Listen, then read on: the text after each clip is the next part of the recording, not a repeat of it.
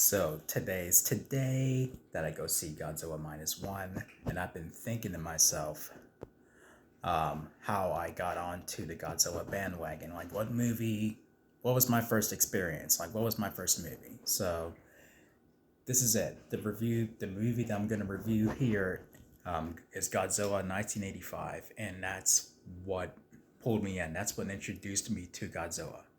And at the time, um, it was on TV in the background, and I did watch it. Like when in between playing and stuff, and then when I got my first sight of Godzilla, my exact words were like, "What the hell?" It is insane. But this is, as a lot of you know, this is like the direct sequel to the very first movie, where where Toho has strayed away from Godzilla being the protector of Earth and protector of humanity, like where they've had a lot of movies where he protected us from other monsters and stuff. Toho decided, okay, let's push that all aside and get back to the true Godzilla, like to how we introduced him, like where he's viewed as a threat to humanity, like in the first movie. And this movie does, like recapture that tone that the first movie had. And I saw the U.S. version of it, like this was from the Return of Godzilla, and then when it was released here, it was called Godzilla 1985. And I didn't know that until many years later, where the original title was The Return of Godzilla, and all the additional scenes weren't there. And I was like, oh, okay. I mean, I did see a couple scenes that were not in this version, where I was like, okay, I would have left that scene in here and such. But I didn't watch the full Japanese version, and I need to do that soon. But this movie, like when I gave it another watch, like after my first watch, I was really invested to where I was nearly rooting for Godzilla. And that's supposed to, because he's not here to sort of protect us. He's just roaming around and attacking when he feels threatened.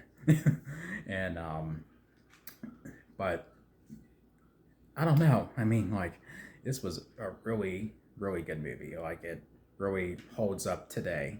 And even with a guy in a suit, I mean, like, that's like one of the best rubber suits of Godzilla ever made.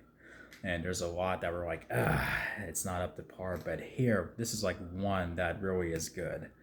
And then when he roars, I mean, like, it sounds threatening. I mean, like, that's like my favorite roar of Godzilla. Like, it's up there with the MonsterVerse roar. I mean, like, I feel like, Toho should stick with that particular roar.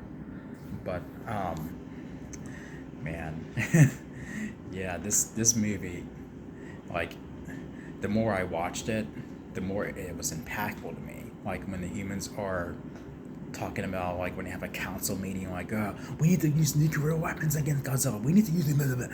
And back then I didn't like really care about that. But as I got older and I watched it again, I'm like, why do you want to use the exact thing that he feeds off of? Like, they're not getting that. But like the proposal or the request to use nuclear weapons was denied and all that stuff. Rightfully so, because you would just be charging him up rather than killing him. And then we got the Super X that they thrown in there. I mean, that was pretty cool. And even though I remember at that time I wanted Godzilla to obliterate it, but I know we're supposed to be like, yeah, get him, get Godzilla.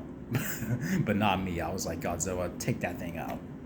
And when it got to those scenes, I was just like, even to this day, I get giddy. And this is one of my favorite Godzilla movies. And I'm like in Godzilla bonkers because Godzilla minus one. And yes, the ending, once I was really invested into the movie and I watched it again at like 8 or 9 years old. And I held back tears. I held back tears. I'm like, why am I crying? I already knew this was going to happen. Like, that's because I was invested and I was really on board with Godzilla. And it, I do get those emotions still then, like even when I hear the music and stuff. But dang, and man, what a movie! What a movie! And it's been so long since I've seen it. I need to watch it again. And wow, um, yeah, that was my first experience with Godzilla and Godzilla 1985. And I do want to see the return of Godzilla, the true movie that this was, where this was made by Toho. And when I do that, I'll share my thoughts on that as well at some point. But for Godzilla 1985, for what they've used and what they've thrown in, I mean, there were some scenes that worked for me. Other scenes where I'm like, that wasn't necessary. But the ones that did work, I was like, okay, add some tension. Yeah, I mean, I like it. I like it. And then with Raymond Burr coming back as his character Steve Martin, and I get why they didn't want to use that full name because of the actor, at the time. But they could have called him Stephen Martin, but they call him Mr. Martin in this movie. And what he brought to the movie, I mean, he did really well. Like with the monologue and his lines about how Godzilla is a threat, like he would remind the audience like Godzilla is a real threat. Like he's kind of like Donald Pleasance in Halloween, like where he reminds you of Michael Myers as a real threat.